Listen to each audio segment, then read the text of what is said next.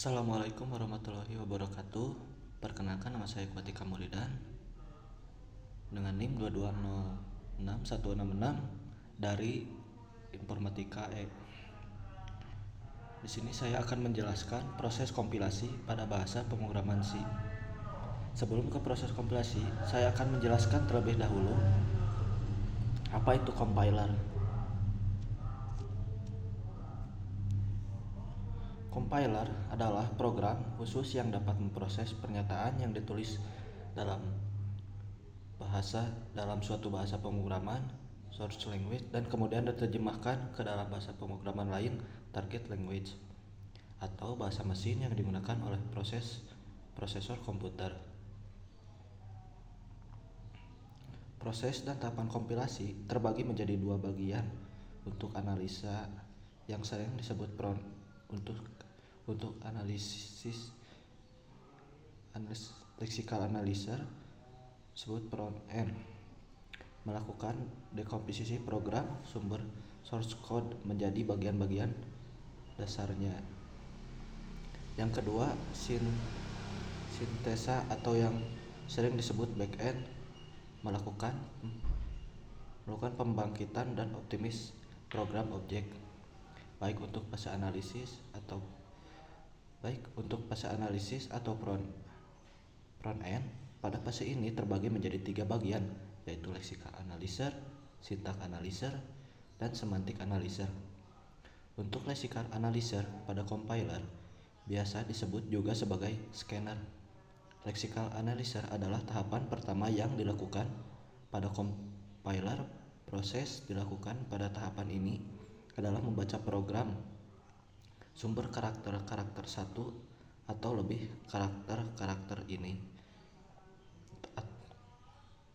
per karakter satu atau lebih karakter ini dikelompokkan menjadi suatu kesatuan mengikuti pola kesatuan kelompok karakter atau yang disebut token yang ditentukan dalam bahasa sumber dan disimpan dalam tabel simbol. Sedangkan karakter yang tidak mempunyai pola akan dilaporkan sebagai token tak dikenal. Selanjutnya, syntax analyzer. Setelah tahapan lexical analyzer selesai, berikutnya adalah tahap syntax analyzer atau biasa juga disebut parser. Pada tahapan ini, token yang didapat dari hasil lexical analyzer diurutkan atau disusun lalu dikelompokkan ke dalam suatu struktur tertentu secara spesifik. Selanjutnya, tahapan semantic analyzer.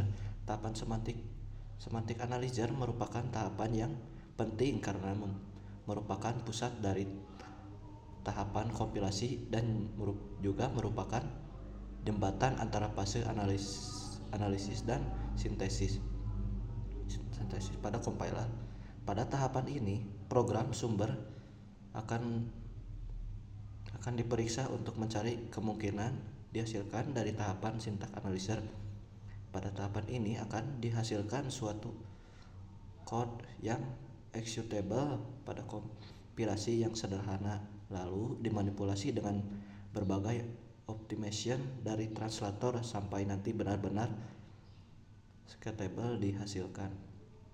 Lanjut ke fase selanjutnya, yaitu fase sintesis atau sering disebut backend.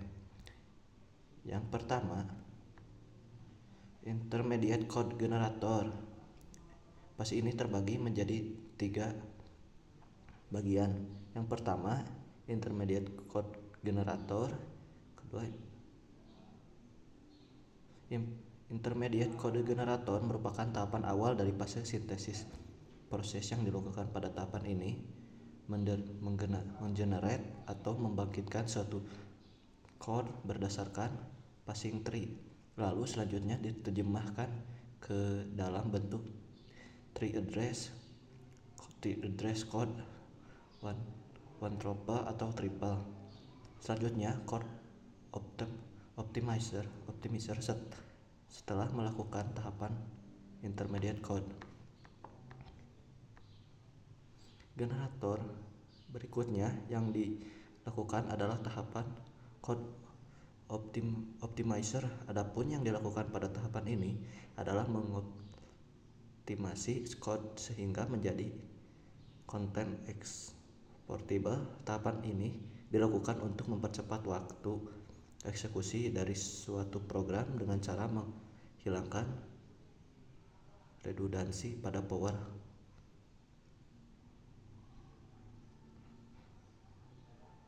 Selanjutnya, target generator. Tahapan koordinator ini merupakan tahapan terakhir pada proses kompilasi. Pada tahapan ini akan dilakukan penentuan register untuk masing-masing variabel, lalu instruksi dalam bentuk antara diterjemahkan ke bahasa mesin dan akhirnya akan menghasilkan record mesin code. Selanjutnya, simbol table manager. Simbol table manager adalah sebuah struktur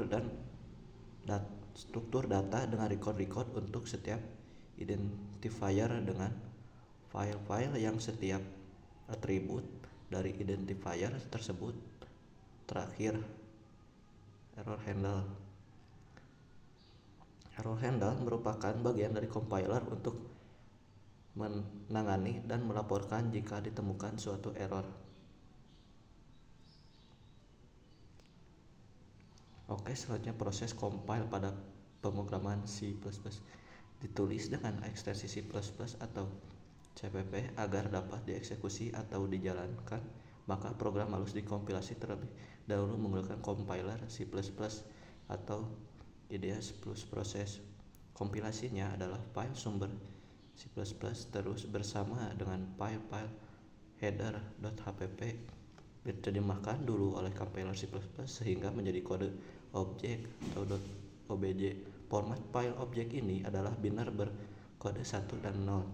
Selanjutnya, semua file objek bernama dengan file pustaka.lib berkaitan menjadi satu oleh linker dan hasilnya adalah file executable atau .exe.